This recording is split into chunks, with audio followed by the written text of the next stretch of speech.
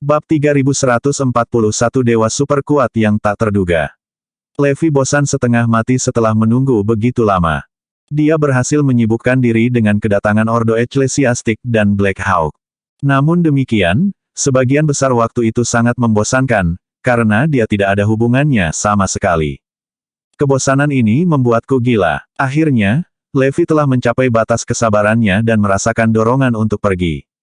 Berbeda dengan kebosanan Levi, penantian itu hanyalah siksaan bagi Hydron. Bahkan, menit dan detik yang berlalu hampir membuat mereka gila. Mereka tidak bisa menahan diri untuk tidak mengganggu Levi apakah dia sudah siap meskipun mereka yakin bahwa Levi telah mengambil umpan dan semuanya akan berjalan sesuai rencana mereka. Namun, mereka sudah kehabisan kesabaran setelah 4-5 hari. Jika bukan karena takut ketahuan, mereka pasti sudah mengirim seseorang untuk memeriksa Levi. Sementara Levi dipenuhi dengan kebosanan, Hydron merasa sangat cemas sehingga mereka hampir tidak bisa tidur sedikitpun. Meskipun berada di ambang kehancuran, mereka masih tidak berani bertanya kepada Levi tentang hal itu. Karena itu, ketika hari itu akhirnya tiba, mereka jauh lebih bersemangat daripada Levi. Bahkan, mereka sangat bersemangat sehingga mereka hampir melompat kegirangan. Meskipun hanya tipuan, keberhasilan sandiwara hanya akan lengkap ketika mereka mendapatkan sumber daya. 5 hari kemudian, ketika tiba saatnya bagi Levi untuk menyelesaikan pengiriman sumber daya ke Hydron, Siperia mengumumkan kesimpulan dari versi pamungkas dari Super Deity mereka. Mereka akhirnya berhasil menciptakan 8 prajurit secara total. Berdasarkan evaluasi Elterton Star, 8 dewa super ini adalah yang terkuat yang pernah ada. Faktanya, masing-masing dari mereka dapat menghadapi ribuan dewa biasa. Selanjutnya, 3 di antara mereka bahkan lebih kuat dari itu. Namun, kekuatan absolut mereka belum diukur. Terlepas dari apa itu, ketiganya adalah yang paling kuat di antara 8. Beberapa waktu kemudian, kekuatan tempur kedua dewa super akhirnya diukur. Adapun yang terakhir, Elterton Star dan Hydrae tidak dapat menghasilkan hasil apapun karena dia terlalu kuat. Jika mereka mengukur kecakapan tempurnya dalam pertempuran yang sebenarnya, biaya dalam dewa dan binatang akan terlalu besar untuk ditanggung. Tanpa berlebihan, prajurit itu adalah yang terkuat yang pernah mereka lihat. Faktanya, dia sendiri yang mampu meratakan semua negara dan faksi lain di dunia. Haha, sejujurnya, saya ingin mengirimnya ke Ospea untuk menguji kemampuannya. Dia sendiri seharusnya cukup untuk memusnahkan negara, kata seorang anggota Elterton Star. Saya pikir bahkan mereka tidak dapat mengeluarkan kekuatannya yang sebenarnya, jawab anggota lainnya. Memang benar bahwa dewa super ini begitu kuat sehingga tidak ada yang bisa mengukur sejauh mana kekuatan tempurnya. Mengingat keberhasilan program dewa super mereka, semua orang di Siperia sangat gembira karenanya. Sejak saat itu, mereka tidak hanya menjadi negara dengan jumlah dewa terbanyak tetapi juga yang paling kuat. Sementara semua orang masih fokus pada jumlah dewa, mereka sudah memusatkan upaya mereka untuk meningkatkan kekuatan tempur dewa. Selain proyek Super Deity, Hydrae juga telah menyumbangkan manual teknik kuno yang telah mereka kumpulkan selama beberapa ratus tahun terakhir. Manual itu berfungsi untuk meningkatkan kecakapan tempur dewa lain di dalam Siperia. Bahkan dewa biasa dari Siperia jauh lebih kuat dari rekan-rekan mereka dari negara lain. Secara keseluruhan, kecakapan tempur mereka adalah luka di atas yang lain, yang membuat Siperia menjadi negara yang sangat kuat. Akibatnya, mereka memiliki hegemoni atas seluruh dunia dan tidak takut pada siapapun. Dengan posisi mereka aman, mereka mulai menggerakkan strategi mereka. Sebelumnya, mereka mengarahkan upaya mereka untuk memperbaiki diri dan tidak melakukan tindakan terhadap negara lain, karena mereka merasa perlu untuk meningkatkan pembangunan mereka secara internal. Sekarang mereka telah mencapai tahap di mana mereka bisa menghasilkan dewa super seperti itu, mereka memutuskan untuk berperang, karena tidak ada yang bisa menghalangi mereka. Bab 3142 Bawahan lebih gugup daripada pemimpin. Dengan dewa mereka yang tak terhitung jumlahnya yang didukung oleh kehadiran dewa super, Siperia mendeklarasikan kebijakan untuk menunjukkan kehebatan mereka ke seluruh dunia. Dengan memaksa semua orang untuk tunduk dengan kekuatan mentah, mereka ingin menunjukkan kepada dunia berapa banyak dewa yang mereka miliki dan seberapa kuat dewa mereka. Rencana itu akan dilaksanakan dalam waktu seminggu dengan rincian lebih lanjut tentang waktu yang tepat yang akan datang. Mengingat betapa kuatnya Hydrae membuat Siperia, status mereka di dalam negara meningkat, memungkinkan mereka untuk bertindak dengan otoritas yang signifikan. Tidak hanya mereka dapat mengumpulkan Dewa Siperia sesuka hati, tetapi mereka juga memiliki wewenang untuk menyebarkan Dewa Super. Selain itu, Hydrae menikmati hubungan pribadi yang dekat dengan Dewa Super karena fakta bahwa mereka secara pribadi telah merawat yang terakhir. Mempertimbangkan betapa kuatnya Hydrae, kemampuan Hydron untuk membalas dendam sama baiknya dengan tidak ada. Setelah memproduksi dewa, Hydrae tidak berpuas diri. Sebaliknya, mereka mulai mengupgrade diri mereka sendiri segera. Sebelumnya, mereka tidak melakukannya karena keraguan yang dipendam Siperia terhadap mereka. Tapi sekarang, waktunya berbeda karena mereka telah menyelesaikan proyek mereka dan memenuhi kesepakatan mereka. Tidak lagi terikat pada kecurigaan Siperia, mereka meningkatkan tulang spiritual mereka dan menggunakan sumber daya mereka untuk menyerap energi spiritual sehingga mereka juga bisa berubah menjadi dewa dalam waktu yang sangat singkat. Mereka tidak hanya ingin memiliki patron yang kuat, tetapi mereka juga ingin memberdayakan diri mereka sendiri. Ngomong-ngomong, bukankah hari ini adalah hari di mana Levi memberikan sumber dayanya kepada orang-orang itu? Lupakan, biarkan mereka ke perangkat mereka sendiri. Kita harus fokus pada penguatan diri kita sendiri sebagai gantinya. Petik 2. Betul sekali, Siperia akan menunjukkan kekuatan militernya ke seluruh dunia, dan kita juga harus berada di sana. Ketika saatnya tiba, kita bisa melihat sendiri raut wajah musuh kita, seperti ekspresi tak berdaya Levi. Saya tidak sabar menunggu hal itu terjadi. Mengabaikan berita tentang Hydron, Hydrae berusaha sekuat tenaga untuk meningkatkan kemampuan mereka sendiri. Mereka ingin memperkuat diri mereka dalam waktu sesingkat mungkin. Sementara itu, kembali ke markas Hydron di pulau kecil, semua orang sibuk membuat persiapan. Gudang mereka ramai dengan aktivitas, karena semua peralatan logistik dipindahkan ke tempatnya. Bagaimanapun, Levi telah menjanjikan mereka sejumlah besar sumber daya dan membutuhkan 5 hari untuk mengumpulkan semuanya. Mengharapkan pasokan yang sangat besar, Hydron menyiapkan semua gudang dan peralatan transportasi yang dibutuhkan untuk pekerjaan itu. Setiap satu dari mereka dipenuhi dengan kegembiraan dan kecemasan pada saat yang sama. Setelah bermimpi tentang kedatangan sumber daya selama 5 hari, akhirnya tiba saatnya untuk dikirimkan. Dalam benak semua orang, mereka sudah berfantasi tentang bagaimana mereka akan menggunakan sumber daya. Bisakah kita benar-benar selesai menggunakan semua sumber daya itu? Beberapa bahkan berpikir untuk melompat ke tumpukan kristal energi spiritual dan berguling-guling di antara kristal.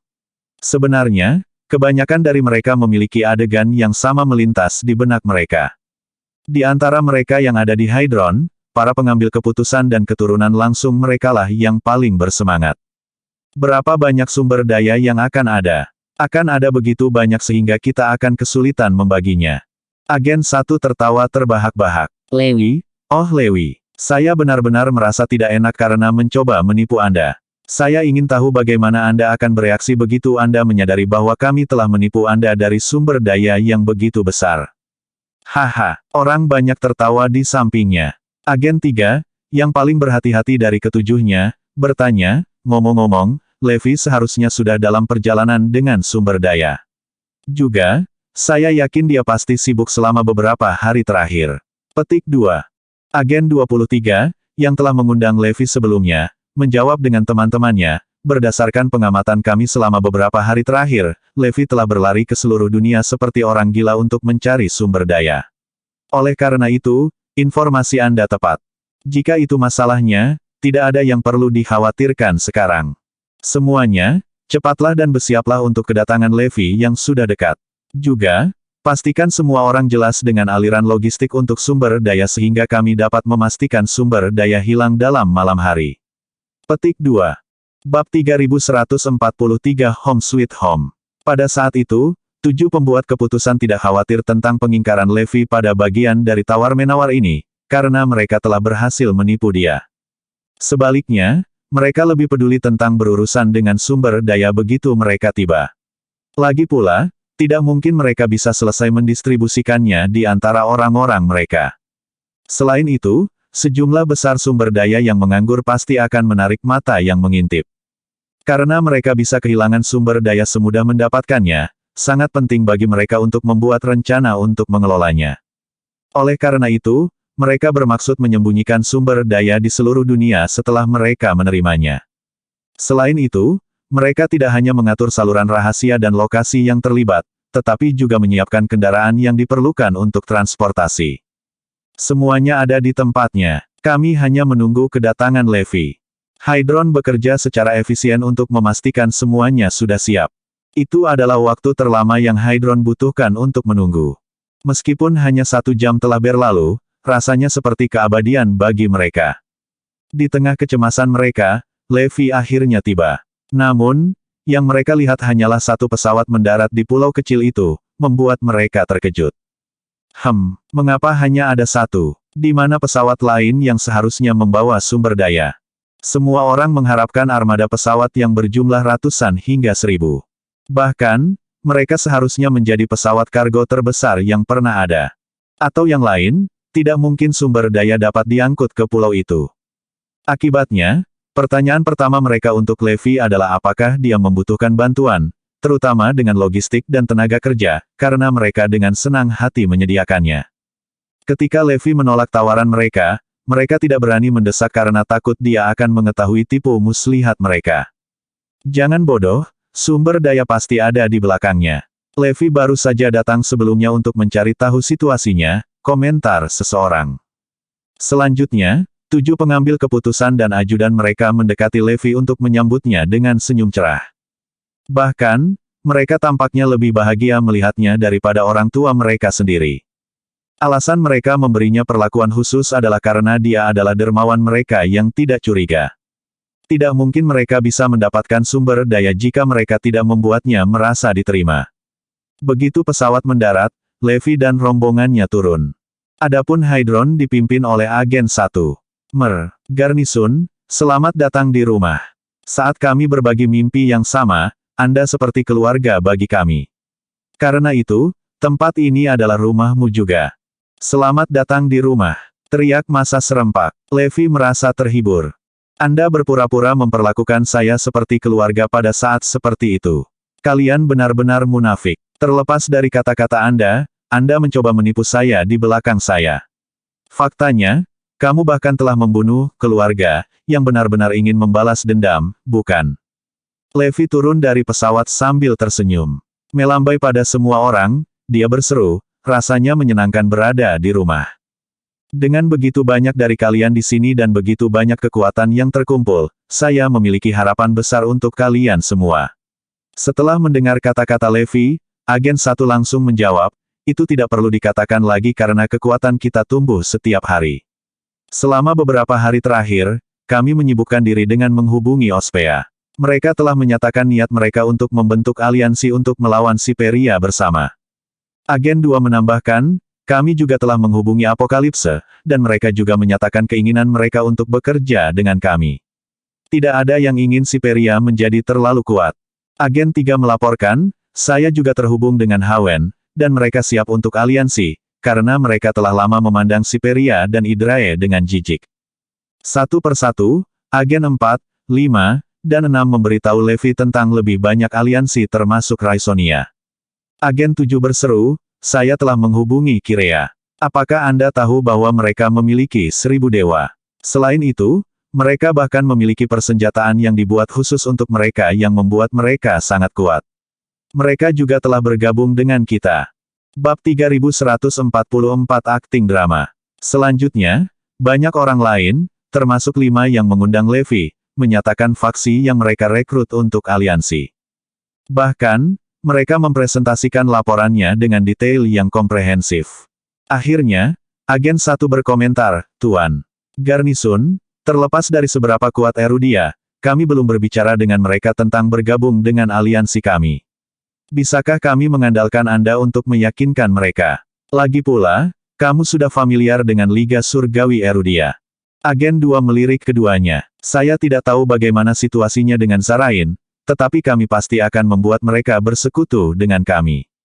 Agen 1 menambahkan, selain itu, kami telah memutuskan untuk membubarkan Elterton Union.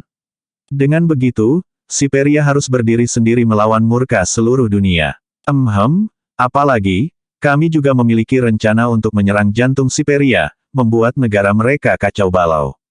Dengan melakukan itu, peluang keberhasilan Hydron akan meningkat secara eksponensial. Kemampuan akting mereka luar biasa.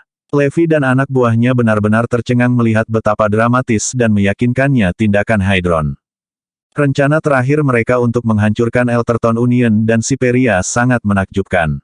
Mengingat betapa fasih dan ambisius kata-kata mereka, mudah bagi mereka untuk membodohi orang lain. Bahkan, rencana mereka yang komprehensif namun tegas mampu menarik perhatian siapapun. Kedengarannya seolah-olah mereka benar-benar melakukannya. Jika Levi tidak mengetahuinya sebelumnya, dia juga mungkin telah ditangkap oleh mereka.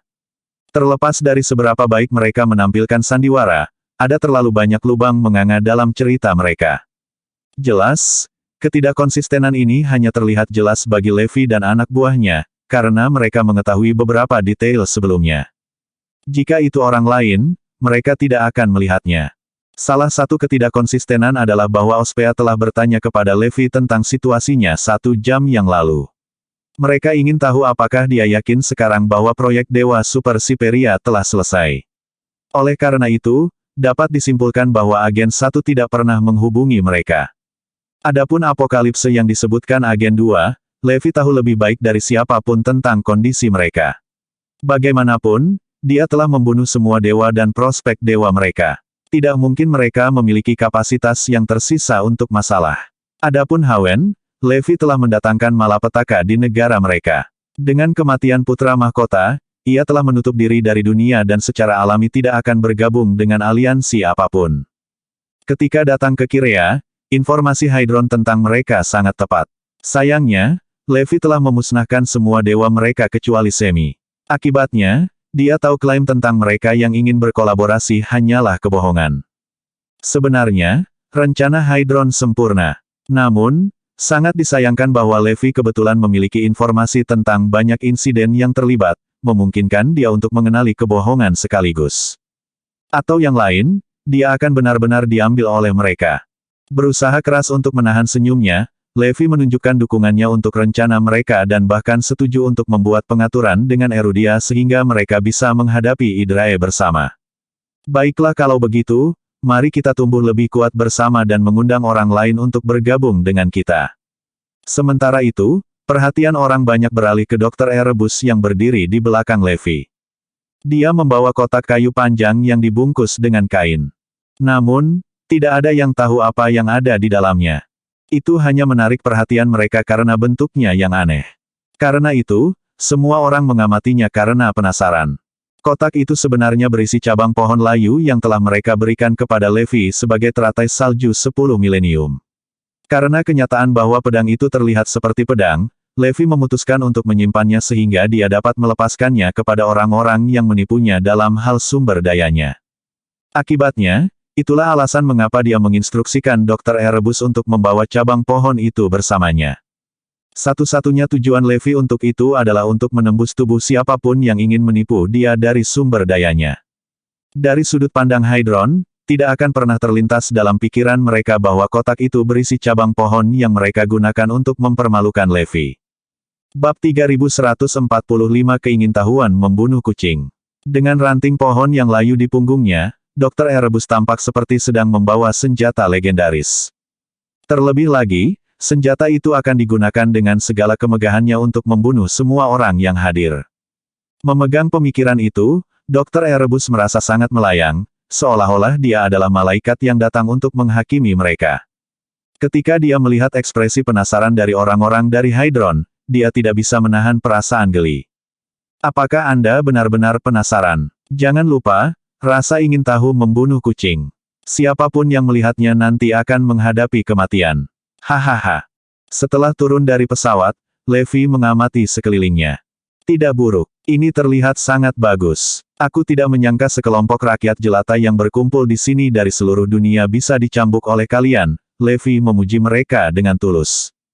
Hydron telah mengembangkan dirinya dengan menyatakan bahwa mereka berusaha membalas dendam pada Hydrae. Dengan demikian, kemajuan cepat yang mereka buat memang mengesankan. Pada saat itu, semua orang di Hydron tersenyum ketika mereka melihat Levi dengan cara yang aneh. Sorot mata mereka sepertinya berterima kasih kepada Levi atas semua sumber daya yang mereka tipu darinya. Hanya itu yang bisa kita lakukan. Atau yang lain, bagaimana kita akan menyelesaikan balas dendam kita? Petik 2. Agen 1 berseru pada Levi, dan sekarang, pekerjaan kita hampir selesai. Saya yakin bahwa Anda memiliki pemahaman yang baik tentang strategi kami sekarang, yaitu menyatukan dunia dan menghancurkan Siperia dari dalam dan luar. Begitulah cara kami akan membalas dendam pada Idrae. Begitu rencana kita dijalankan, Siperia tidak punya pilihan selain menyerahkan Idrae di bawah tekanan dari segala arah. Levi tersenyum. Itu keren. Anda benar-benar memiliki rencana yang komprehensif. Kalau terus begini, ada harapan bagi kita untuk berhasil membalas dendam pada Idrae. Pada saat itu, Dr. Erebus dan yang lainnya ikut bermain. Hore, kami akhirnya akan membalas dendam. Petik 2. Meskipun rencananya tidak akan mudah, masih ada peluang bagus untuk sukses. Sayangnya, Siperia terlalu kuat, membuat kami tidak punya pilihan selain melakukan tindakan drastis seperti itu, keluh agen 1. Mereka semua memiliki ekspresi kecewa di wajah mereka yang sama sekali bukan akting. Bagaimanapun, mereka benar-benar tidak berdaya ketika Idrae menyerang mereka dengan 5.000 dewa. Tidak hanya mereka tidak dapat membalas dendam saat itu, tetapi mereka juga harus membunuh teman mereka sendiri hanya untuk bertahan hidup. Jelas, mereka benar-benar tidak berdaya dalam keadaan seperti itu. Namun, sekarang mereka telah menyerahkan diri kepada Idrae, mereka hanya menampilkan pertunjukan untuk Levi. Mengapa pesawat belum membawa sumber daya ke sini? Petik 2. Mengapa kita tidak melihat mereka di langit? Apa yang sedang terjadi? Kenapa tidak ada yang menanyakannya? Levi sudah tiba untuk sementara waktu sekarang. Mengapa tidak ada hal lain yang terjadi? Pada saat itu, semua orang mulai cemas, karena tidak ada tanda-tanda pesawat kargo lain sama sekali. Akibatnya, gumaman gugup mulai tumbuh di antara kerumunan. Bahkan, 7 pengambil keputusan dan ajudannya merasa lebih tegang daripada yang lain. Meskipun diliputi kecemasan, mereka tidak memiliki keberanian untuk bertanya. Pada saat itu, anggota Hydron bertukar pandang dan dengan putus asa saling mengisyaratkan untuk bertanya kepada Levi apakah sumber daya sedang dalam perjalanan. Dalam keadaan seperti itu, mereka tidak dapat mengirim seseorang untuk memeriksa tanpa menimbulkan kecurigaan Levi. Setelah ragu-ragu untuk waktu yang lama, agen 5 tidak bisa menahan diri untuk tidak berkomentar, Tuan. Garrison, sekarang semuanya telah diatur, item terakhir yang luar biasa adalah kedatangan sumber daya Anda. Saat dia mengangkat masalah ini, semua orang menghela nafas lega. Akhirnya ada yang mengangkatnya, sisanya bermain bersama. Garrison, di mana sumber dayanya? Bukankah mereka datang bersama denganmu? Kami berpikir bahwa mereka akan tiba beberapa saat setelah Anda. Namun, sepertinya tidak ada tanda-tanda pesawat lain. Garrison, di mana sumber daya Anda? Mungkinkah Anda mengangkutnya dengan cara yang berbeda? Petik 2. Semua orang menatap langit sambil mencoba yang terbaik untuk menekan rasa frustrasi di dalam diri mereka. Bab 3146 Biarkan aku menunjukkan harta karun. Mereka semua diliputi kecemasan, karena sandiwara mereka tidak dapat dianggap berhasil sampai mereka memiliki sumber daya. Sambil menyeringai, Levi melihat ke arah kerumunan dan bertanya, mengapa kamu terlihat sangat khawatir? Dengan begitu banyak sumber daya yang tersedia, tidak ada alasan untuk terburu-buru. Tidak lama setelah kata-kata itu keluar dari mulut Levi, semua orang panik ketika mereka mulai berspekulasi apakah Levi curiga dengan tipu muslihat mereka. Atau mungkin, dia mulai khawatir. Meskipun dia mungkin mempercayai kata-kata mereka, dia pasti akan ekstra hati-hati saat menyerahkan sumber daya. Paling tidak, dia ingin melihat bagaimana organisasi itu berfungsi dan apakah benar tujuannya untuk membalas dendam pada Idrae. Hanya dengan memverifikasi dengan matanya sendiri, dia akan bersedia menyerahkan sumber daya. Bukan masalah apakah dia mempercayai mereka atau tidak, itu hanya bukti betapa berpengalamannya dia. Pada saat itu, pemikiran seperti itu melintas di benak para pembuat keputusan, karena mereka telah menyimpulkan bahwa Levi berpikir seperti itu. Dia ingin memastikan mereka sah sebelum memutuskan memberi mereka sumber daya. Tidak ada terburu-buru sama sekali. Kami hanya khawatir tentang proses transportasi. Akan merepotkan jika ada orang lain yang mengincar mereka, agen 1 menjelaskan sekaligus. Pada saat yang sama, dia memberi anak buahnya tatapan penuh pengertian. Agen 3 segera menjawab, jangan membahas sumber daya untuk saat ini, Tuan Garrison. Sebaliknya, mari kita bicara tentang Hydrae dan Siperia. Petik 2. Membicarakan mereka. Levi tercengang. Dia ingin tahu apa yang mereka sembunyikan di balik lengan baju mereka. Sejujurnya, kami baru-baru ini menyusup ke Siperia dan Hydrae dengan mata-mata kami. Sampai sekarang, mata-mata itu terus memberi kami informasi dari dalam operasi internal Hydrae, kata agen 3 sambil tersenyum. Levi hampir tertawa terbahak-bahak. Meskipun menjadi agen ganda Hydra, mereka berani mengklaim bahwa mereka memiliki mata-mata di sana. Beritahu aku tentang itu. Levi benar-benar penasaran. Garrison, silakan datang ke Departemen Intelijen kami terlebih dahulu. Petik 2. Agen 3 memimpin, sementara Levi dan rombongannya mengikuti di belakang. Ketika mereka tiba, tim intelijen mengungkapkan semua informasi yang baru saja mereka terima. Itu adalah berita bahwa Siperia telah berhasil mengembangkan versi tertinggi dari Dewa Super. Informasi tersebut tidak hanya mencakup data yang komprehensif tetapi juga mengungkapkan fakta bahwa kekuatan tempur Dewa Super yang paling kuat belum diukur. Selain itu juga termasuk rencana Hydrae saat ini untuk meningkatkan kemampuannya sendiri. Mengingat sensitivitas informasi, tidak dapat disangkal bahwa para pengambil keputusan sangat cerdas. Mereka mampu meyakinkan siapapun dengan data yang begitu mendalam.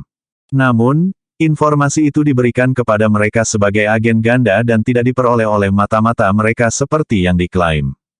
Terlepas dari itu, mereka masih bertanggung jawab untuk menunjukkannya kepada Levi, karena tidak ada yang lebih meyakinkan dari itu.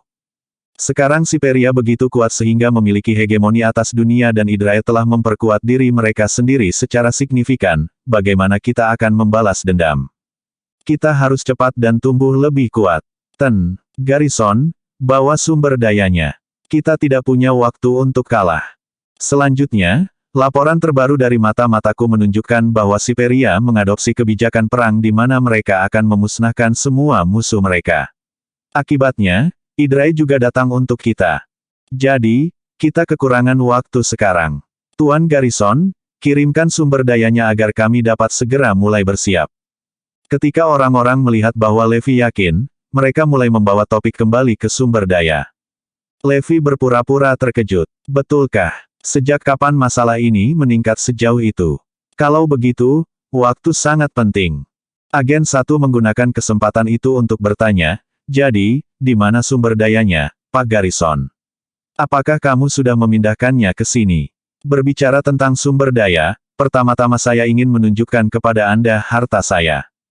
Senyum licik muncul di wajah Levi. Harta karun. Harta apa? Semua orang dipenuhi rasa ingin tahu. Levi menyeringai misterius. Dibandingkan dengan harta karun yang akan kutunjukkan padamu, sumber dayanya hampir tidak bernilai apa-apa. Bab 3147 Kotak Kayu yang Akrab. Sumber daya tidak berharga dibandingkan dengan harta karun. Levi baru saja selesai ketika mata para pria itu berkilauan dengan keserakahan. Apakah Levi membawa alat ilahi? Dalam sekejap mata, mereka tidak lagi terpaku pada sumber daya, karena Levi telah membawa sesuatu yang dia anggap sebagai harta yang berharga. Mengingat paparan Levi dan persediaan sumber dayanya yang tak ada habisnya, hanya sesuatu yang mengesankan yang dapat membuatnya melihatnya seperti itu, yang merupakan kejadian yang sangat langka. Dengan rasa ingin tahu mereka terusik, semua orang menempatkan sumber daya di belakang pikiran mereka. Tidak dapat menahan ketegangannya, agen 1 tidak bisa menahan diri untuk bertanya, Tuan Garrison, di mana yang disebut hartamu ini? Betul sekali. Apa itu? Kedengarannya sangat misterius. Untuk sesuatu yang menarik perhatian Anda, saya yakin itu benar-benar luar biasa. Garrison, sekarang setelah kamu membangkitkan minat kami, kamu harus menunjukkannya kepada kami dengan cepat. Semua orang mengungkapkan tingkat keingintahuan yang sama. Mendesah. Dr. Erebus menghela napas panjang. Seperti kata pepatah, rasa ingin tahu membunuh kucing. Namun, orang-orang ini bersikeras untuk mengetahui apa itu, tidak menyadari bahwa itu akan membawa kematian mereka. Namun demikian, Dr. Erebus, Dewa Digital, dan semua orang dipenuhi dengan antisipasi, karena mereka tahu pertunjukan baru saja dimulai. Hanya saja antisipasi yang mereka rasakan sangat berbeda dengan yang dimiliki Hydron. Tentu saja itu sesuatu yang mengesankan.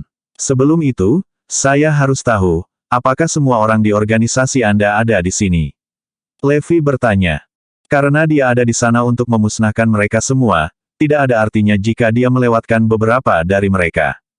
Karena itu, dia bahkan mengingatkan mereka untuk mengumpulkan semua orang sebelum kedatangannya. Kami semua di sini. Setelah kami menerima pesan Anda, kami semua berkumpul di sini. Petik 2. Faktanya, kami khawatir kami akan kehabisan tenaga mengingat jumlah sumber daya yang perlu dipindahkan. Sekarang setelah semua orang di organisasi berkumpul, kami memiliki total 170.000 orang, agen 1 dan anak buahnya menjawab secara berurutan. Levi menyunggingkan senyum. Itu keren. Dengan semua orang di sini, itu akan membuat segalanya lebih mudah. Ketika mereka melihat Levi tersenyum, mereka pun ikut tersenyum bersamanya. Tidak diketahui oleh mereka, tersembunyi di balik senyum Levi adalah niat membunuh yang meluap-luap. Niatnya adalah untuk membunuh semua orang begitu dia memastikan bahwa mereka semua hadir.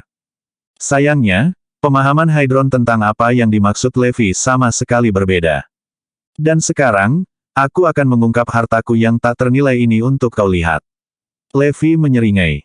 Keributan bisa terdengar di seluruh pulau saat semua orang berebut posisi untuk melihat apa harta Levi itu. Dipenuhi dengan kegembiraan, agen 1 dan yang lainnya menatap Levi tanpa berkedip. Selanjutnya, Levi memanggil Dr. Erebus. Erebus. Mengerti. Dr. Erebus melangkah maju. Ledakan. Mata semua orang berkilau dengan kegembiraan karena mereka tidak sabar untuk melihat harta karun itu. Ketika mereka melihat karung yang dibawa Dr. Erebus di punggungnya, mereka sadar bahwa harta karun itu ada di dalamnya.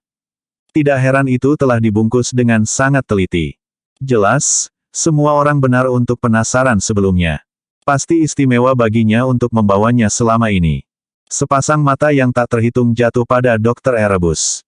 Melihat kerumunan, Dr. Erebus mencibir pelan, siapapun yang melihat harta itu akan menemui kematian. Semua orang memperhatikan saat dia meletakkan tas kain dan mengupasnya lapis demi lapis. Aku ingin tahu apa yang ada di dalamnya. Petik 2.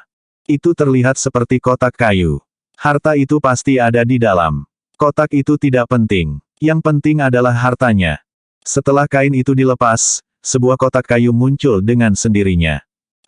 Kotak itu terlihat familiar. Rasanya seperti kita pernah melihatnya di suatu tempat sebelumnya, komentar seseorang.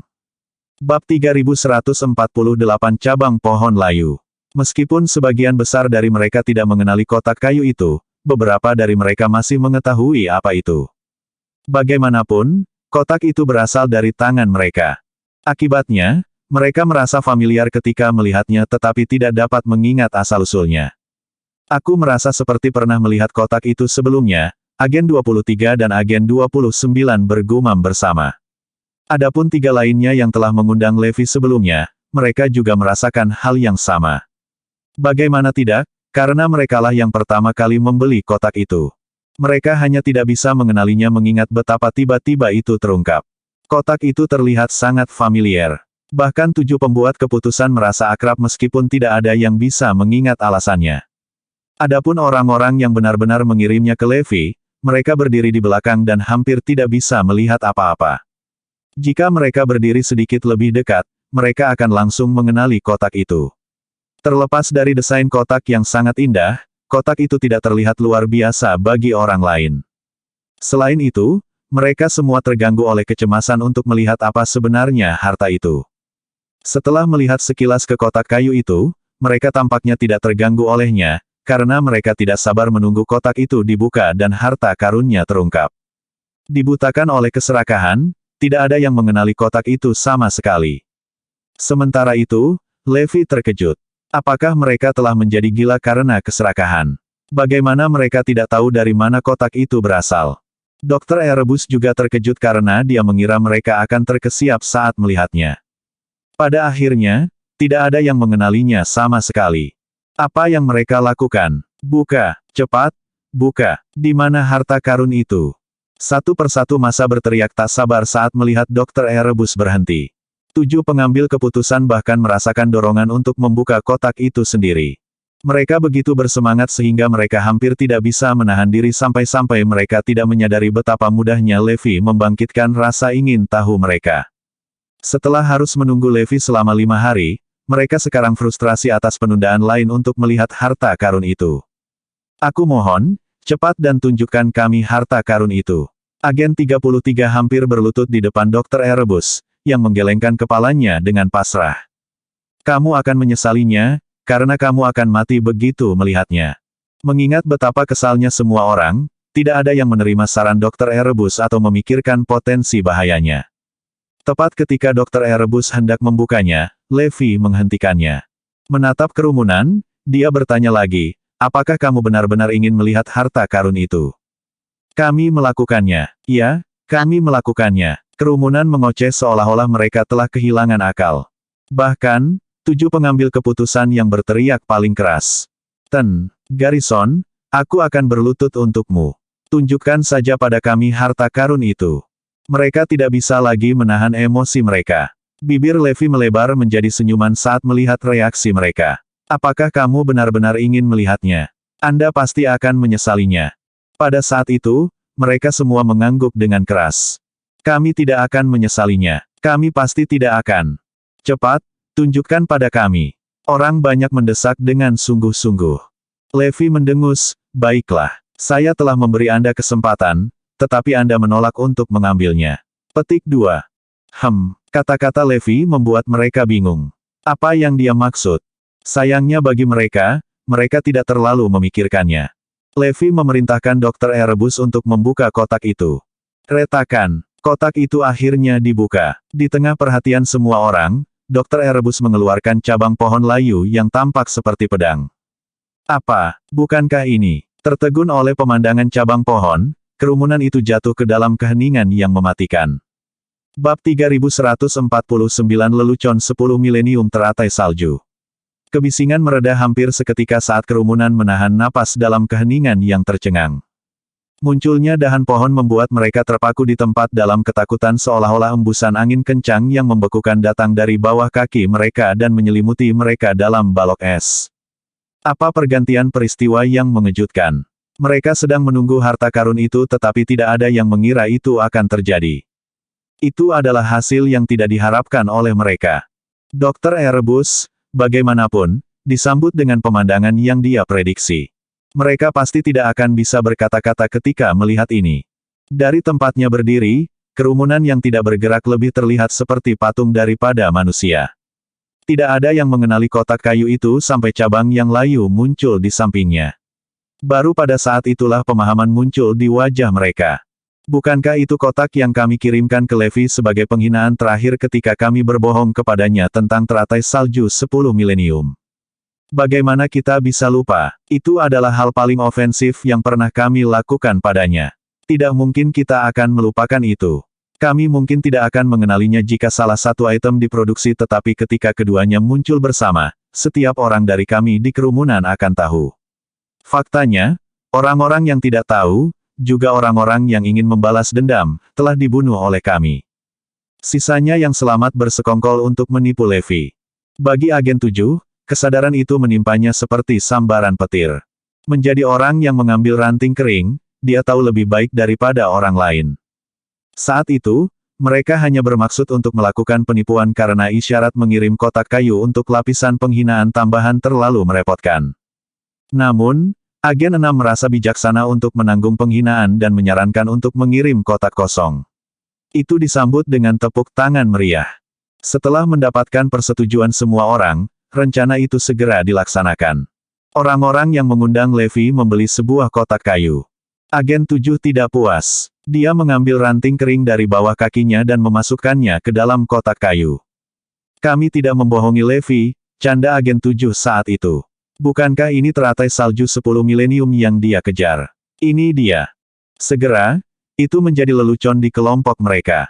Setiap kali mereka melihat cabang layu seperti yang ada di dalam kotak, mereka menyebutnya teratai salju 10 milenium. Bahkan jika mereka lupa tentang kotak itu, cabang yang layu pasti akan meninggalkan kesan yang mendalam. Kerumunan segera mengenali cabang yang layu, yang merupakan pemandangan yang sangat berkesan bagi agen 7 karena itu merupakan pukulan telak baginya. Tidak heran kotak kayu itu tampak familiar. Itu diambil dari kami. Pada saat itu, tidak ada yang lain kecuali pikiran tentang harta karun di benak mereka. Ketujuh pengambil keputusan berubah menjadi warna hijau yang tidak menyenangkan saat melihat cabang yang layu. Kerumunan lainnya menjadi terguncang karena terkejut. Itu saja, harta karun. Lebih penting lagi, mengapa Levi membawa ini ke sini untuk ditunjukkan kepada kita? Mungkinkah?